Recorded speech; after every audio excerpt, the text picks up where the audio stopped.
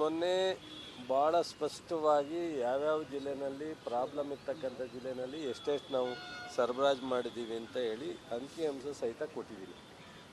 ಮತ್ತು ನಾನು ಎಲ್ಲ ಡಿ ಸಿ ಅವ್ರ ಜೊತೆ ಮಾತಾಡಿದ್ದೀನಿ, ನಮ್ಮ ಜಾಯಿಂಟ್ ಡೈರೆಕ್ಟರ್ ಹತ್ರ ಮಾತಾಡಿದ್ದೀನಿ. ನಮ್ಮ ಸರ್ಕಾರದ ಮುಖ್ಯ ಕಾರ್ಯದರ್ಶಿಗಳು ಸಹ ಶಾಲಿನಿ ರಜನೀಶ್ ಅವರು ನಿರಂತರವಾಗಿ ಎಲ್ಲ ಡಿ ಸಿ ಜೊತೆ ಸಂಪರ್ಕದಲ್ಲಿದ್ದಾರೆ. ನಮ್ಮ ಕಾರ್ಯದರ್ಶಿ ಸೆಲ್ವಕುಮಾರು, ಕಮಿಷನರು ಪಾಟೀಲು, ಡೈರೆಕ್ಟರ್ ಪುತ್ರ ಸಹ ನಿರಂತರವಾಗಿ ವಿಚಾರದಲ್ಲಿ ಸಂಪರ್ಕದಲ್ಲಿದ್ದಾರೆ.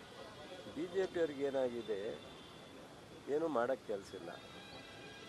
ಕೇಂದ್ರದಲ್ಲಿ ಹೋಗಿ ಇರೋ ರಾಜ್ಯ ಸಮಸ್ಯೆನ ಹೇಳೋದಕ್ಕೆ ದಮ್ಮಿಲ್ಲ.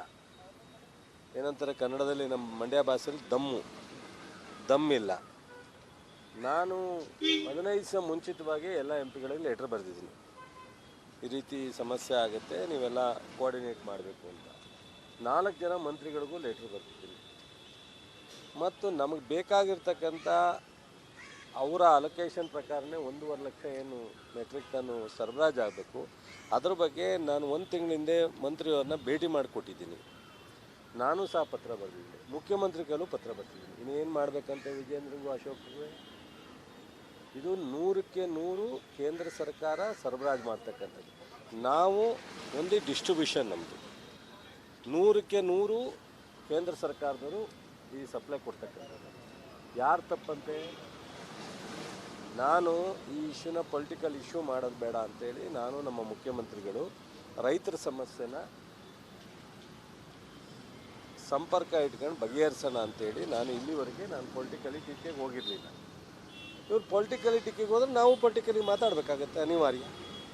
ಇವರಿಗೆ ಹಿಂದಿಂದ ನೋಡ್ಕೊಂಬಂದಿದ್ದ 2 ವರ್ಷದಿಂದ ಯಾವ ಇಶ್ಯೂನಲ್ಲಿ ರಾಜ್ಯದ ಬಿ ಜೆ ಪಿ ಅವತ್ತಿದ್ದಂಥ ಸಮಿತಿಗಳು, ಹೊಸ ಸಂಸದರು ಅಥವಾ ಮುಖಂಡರಿಗೂ ಕನಿಷ್ಠ ರಾಜ್ಯದ ಸಮಸ್ಯೆ ಬಗ್ಗೆ ಕೇಂದ್ರದಲ್ಲಿ ಹೋಗಿ ಅವರ ಮಂತ್ರಿಗಳ ಹತ್ರ, ಹಣಕಾಸಿನ ಮಂತ್ರಿ ಹತ್ರ, ಪ್ರಧಾನಮಂತ್ರಿ ಹತ್ರ ಅಥವಾ ಯಾವುದೇ ಇಲಾಖೆ ಮಂತ್ರಿ ಹತ್ರ ಮಾತಾಡೋದಕ್ಕೆ ದಮ್ಮಿಲ್ಲದೆ ಇರೋರು ಇಲ್ಲೇನು ಪ್ರತಿಭಟನೆ ಮಾಡ್ತಾರೆ ಅವರು. ನಾವು ಅವ್ರ ಹತ್ರ ಹೇಳಿಸ್ಕೊಂಡು ಜನರಿಗೆ ಸಹಾಯ ಮಾಡಬೇಕಾದಂಥದ್ದಿಲ್ಲ. ನಮಗೆ ರಾಜ್ಯದ ಜನರ ಬಗ್ಗೆ ಕಮಿಟ್ಮೆಂಟ್ ಇದೆ, ರೈತರ ಬಗ್ಗೆ ಕಮಿಟ್ಮೆಂಟ್ ಇದೆ. ನಾವು ನಿರಂತರವಾಗಿ ಮಾಡ್ತಾಯಿದ್ದೀವಿ. ಹೀಗೆ ರೈಲ್ವೆ ಆಫೀಸರ್ ಹತ್ರನೂ ಮಾತಾಡಿದ್ವಿ. ಕೊಪ್ಪಳಲ್ಲಿ 3 ರೇಕು ಇವತ್ತು ತರಲಿಕ್ಕೆ ಅರೇಂಜ್ ಮಾಡಿದ್ದೀವಿ. ಅಲ್ಲಿ ಅದನ್ನು ತಕ್ಷಣ ಮ್ಯಾನ್ ಪವರ್ ಹೆಚ್ಚಿಗೆ ಹಾಕ್ಕೊಂಡು ಅದನ್ನು ತೊಗೊಂಡು ಮಾಡಲಿಕ್ಕೆ ಹೇಳಿದ್ದೀನಿ. ಈ ಏನು ಸಮಸ್ಯೆ ಇರ್ತಕ್ಕಂಥ ಜಿಲ್ಲೆನಲ್ಲಿ ಎಲ್ಲ ಜಿಲ್ಲೆನಲ್ಲೂ ರಿಕ್ವೈರ್ಮೆಂಟ್ಗಿಂತ ಜಾಸ್ತಿ ಕೊಟ್ಟಿದ್ದೀವಿ. ಹೇಳ್ತಾರಂತೆ ಅಡ್ವಾನ್ಸು. ಈಗ ಇಲ್ಲಿವರೆಗೆ ಯಾವತ್ತೂ ಸಹ ನಮ್ಮಲ್ಲಿ ಹಳೆ ಸ್ಟಾಕ್ ಇತ್ತು, ಅದನ್ನು ಸಪ್ಲೈಗೆ ತಗೋತಿರಲಿಲ್ಲ. ಈ ಬಾರಿ ಹೊಸದಾಗಿ ನಿಮ್ಮ ಹತ್ರ ಹಳೆ ಸ್ಟಾಕ್ ಇದೆಯಲ್ಲ, ಹಳೆ ಸ್ಟಾಕ್ ಇರ್ತಕ್ಕಂಥದ್ದು ಈ ರೀತಿ ಮುಂಗಾರು ಬೇಗ ಆದಾಗ ಅಥವಾ ಏರಿಯಾ ಜಾಸ್ತಿ ಆದಾಗ ಹೆಚ್ಚು ಬೇಡಿಕೆ ಬಂದಾಗ ಉಪಯೋಗಿಸೋದಕ್ಕೆ. ಇವರು ಸಪ್ಲೈನ ಕಡಿಮೆ ಕೊಟ್ಬಿಟ್ಟು ಹಳೇದನ್ನು ಉಪಯೋಗಿಸಿ ಅಂತಂದರೆ ಮಾಡೋಕ್ಕಾಗಲ್ಲ. ಇದು 100ಕ್ಕೆ 100 ನಾನು ಇವತ್ತು ಹೇಳ್ತಾ ಇದ್ದೀನಿ. ಕೇಂದ್ರ ಸರ್ಕಾರದ ಮಂತ್ರಿಗಳ ಮೇಲೆ ನಾನು ದೂಷಣೆ ಮಾಡೋಕ್ಕೆ ಹೋಗಲ್ಲ.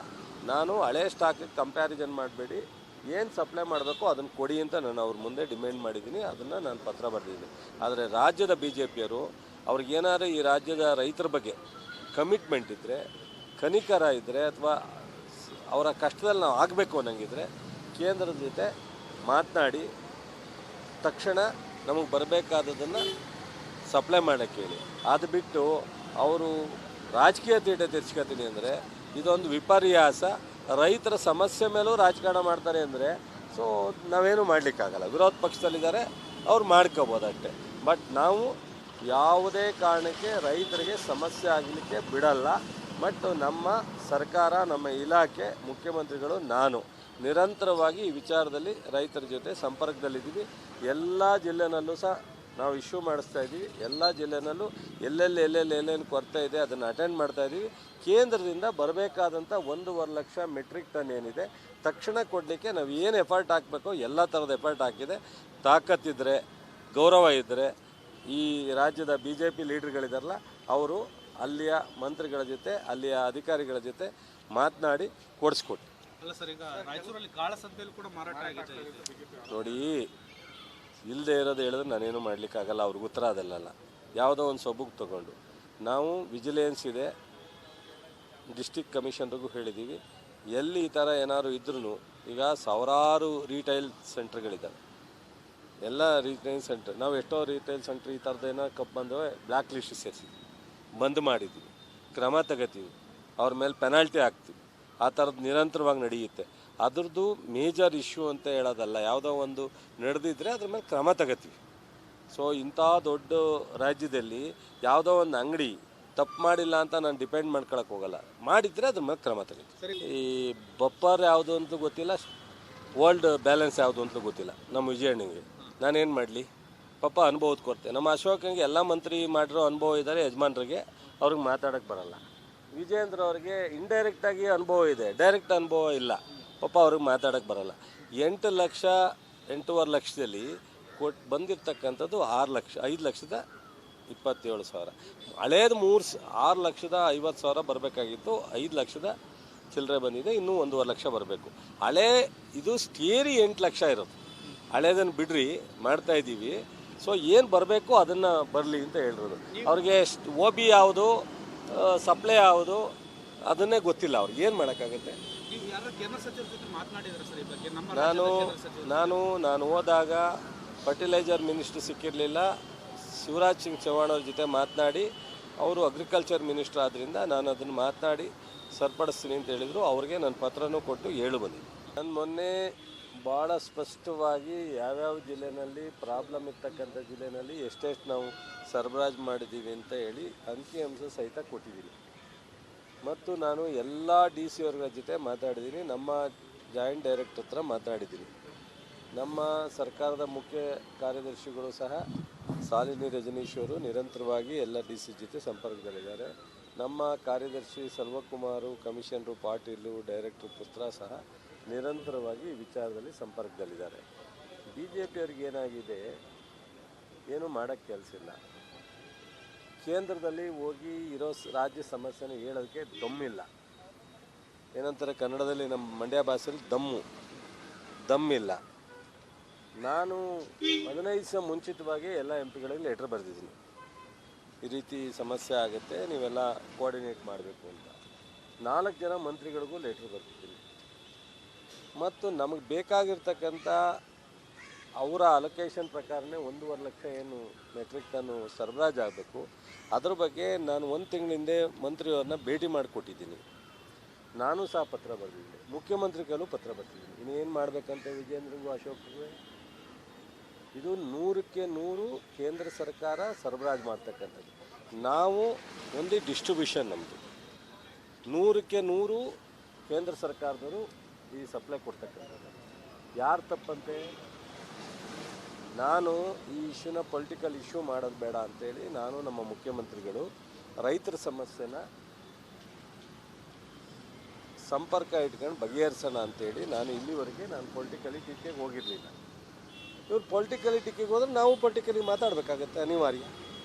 ಇವರಿಗೆ ಹಿಂದಿಂದ ನೋಡ್ಕೊಂಬಂದಿದ್ದ 2 ವರ್ಷದಿಂದ ಯಾವ ಇಶ್ಯೂನಲ್ಲಿ ರಾಜ್ಯದ BJP ಅವತ್ತಿದ್ದಂಥ ಸಮಿತಿಗಳು, ಹೊಸ ಸಂಸದರು ಅಥವಾ ಮುಖಂಡರಿಗೂ ಕನಿಷ್ಠ ರಾಜ್ಯದ ಸಮಸ್ಯೆ ಬಗ್ಗೆ ಕೇಂದ್ರದಲ್ಲಿ ಹೋಗಿ ಅವರ ಮಂತ್ರಿಗಳ ಹತ್ರ, ಹಣಕಾಸಿನ ಮಂತ್ರಿ ಹತ್ರ, ಪ್ರಧಾನಮಂತ್ರಿ ಹತ್ರ ಅಥವಾ ಯಾವುದೇ ಇಲಾಖೆ ಮಂತ್ರಿ ಹತ್ರ ಮಾತಾಡೋದಕ್ಕೆ ದಮ್ಮಿಲ್ಲದೆ ಇರೋರು ಇಲ್ಲೇನು ಪ್ರತಿಭಟನೆ ಮಾಡ್ತಾರೆ ಅವರು.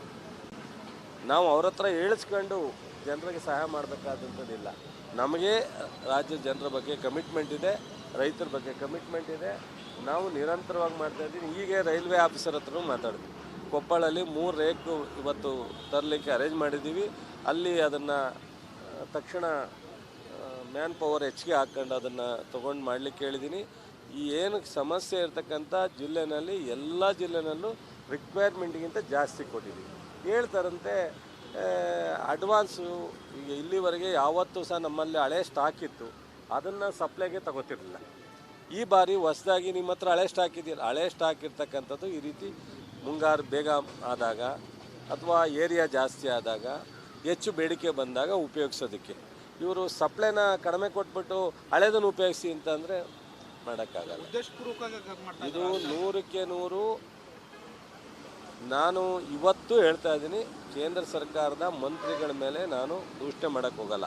ನಾನು ಹಳೆ ಸ್ಟಾಕಿಗೆ ಕಂಪ್ಯಾರಿಸನ್ ಮಾಡಬೇಡಿ, ಏನು ಸಪ್ಲೈ ಮಾಡಬೇಕು ಅದನ್ನು ಕೊಡಿ ಅಂತ ನಾನು ಅವ್ರ ಮುಂದೆ ಡಿಮ್ಯಾಂಡ್ ಮಾಡಿದ್ದೀನಿ. ಅದನ್ನು ನಾನು ಪತ್ರ ಬರೆದಿದ್ದೀನಿ. ಆದರೆ ರಾಜ್ಯದ BJPಯವರು ಅವ್ರಿಗೇನಾದ್ರು ಈ ರಾಜ್ಯದ ರೈತರ ಬಗ್ಗೆ ಕಮಿಟ್ಮೆಂಟ್ ಇದ್ದರೆ, ಕನಿಕರ ಇದ್ದರೆ, ಅಥವಾ ಅವರ ಕಷ್ಟದಲ್ಲಿ ನಾವು ಆಗಬೇಕು ಅನ್ನಂಗಿದ್ರೆ ಕೇಂದ್ರದ ಜೊತೆ ಮಾತನಾಡಿ ತಕ್ಷಣ ನಮಗೆ ಬರಬೇಕಾದದನ್ನು ಸಪ್ಲೈ ಮಾಡೋಕ್ಕೆ ಹೇಳಿ. ಅದು ಬಿಟ್ಟು ಅವರು ರಾಜಕೀಯ ತೀಟೆ ತೀರ್ಸ್ಕೊತೀನಿ ಅಂದರೆ ಇದೊಂದು ವಿಪರ್ಯಾಸ. ರೈತರ ಸಮಸ್ಯೆ ಮೇಲೂ ರಾಜಕಾರಣ ಮಾಡ್ತಾರೆ ಅಂದರೆ ಸೊ ನಾವೇನು ಮಾಡಲಿಕ್ಕಾಗಲ್ಲ. ವಿರೋಧ ಪಕ್ಷದಲ್ಲಿದ್ದಾರೆ, ಅವ್ರು ಮಾಡ್ಕೋಬೋದು ಅಷ್ಟೇ. ಬಟ್ ನಾವು ಯಾವುದೇ ಕಾರಣಕ್ಕೆ ರೈತರಿಗೆ ಸಮಸ್ಯೆ ಆಗಲಿಕ್ಕೆ ಬಿಡಲ್ಲ. ಬಟ್ ನಮ್ಮ ಸರ್ಕಾರ, ನಮ್ಮ ಇಲಾಖೆ, ಮುಖ್ಯಮಂತ್ರಿಗಳು, ನಾನು ನಿರಂತರವಾಗಿ ಈ ವಿಚಾರದಲ್ಲಿ ರೈತರ ಜೊತೆ ಸಂಪರ್ಕದಲ್ಲಿದ್ದೀವಿ. ಎಲ್ಲ ಜಿಲ್ಲೆನಲ್ಲೂ ಸಹ ನಾವು ಇಶ್ಯೂ ಮಾಡಿಸ್ತಾ ಇದ್ದೀವಿ. ಎಲ್ಲ ಜಿಲ್ಲೆನಲ್ಲೂ ಎಲ್ಲೆಲ್ಲಿ ಕೊರತೆ ಇದೆ ಅದನ್ನು ಅಟೆಂಡ್ ಮಾಡ್ತಾ ಇದ್ದೀವಿ. ಕೇಂದ್ರದಿಂದ ಬರಬೇಕಾದಂಥ 1.5 ಲಕ್ಷ ಮೆಟ್ರಿಕ್ ಟನ್ ಏನಿದೆ ತಕ್ಷಣ ಕೊಡಲಿಕ್ಕೆ ನಾವು ಏನು ಎಫರ್ಟ್ ಹಾಕಬೇಕೋ ಎಲ್ಲ ಥರದ ಎಫರ್ಟ್ ಹಾಕಿದೆ.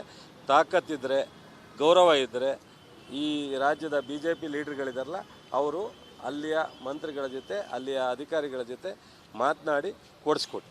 ಅಲ್ಲ ಸರ್, ಈಗ ರಾಯಚೂರಲ್ಲಿ ಕಾಳಸಂತೆಯಲ್ಲಿ ಕೂಡ ಮಾರಾಟ ಆಗಿದೆ. ನೋಡಿ, ಇಲ್ಲದೆ ಇರೋದು ಹೇಳಿದ್ರೆ ನಾನೇನು ಮಾಡಲಿಕ್ಕಾಗಲ್ಲ. ಅವ್ರಿಗೆ ಉತ್ತರ ಅದಲ್ಲ. ಯಾವುದೋ ಒಂದು ಸೊಬಗು ತೊಗೊಂಡು ನಾವು ವಿಜಿಲೆನ್ಸ್ ಇದೆ, ಡಿಸ್ಟಿಕ್ ಕಮಿಷನ್ರಿಗೂ ಹೇಳಿದ್ದೀವಿ.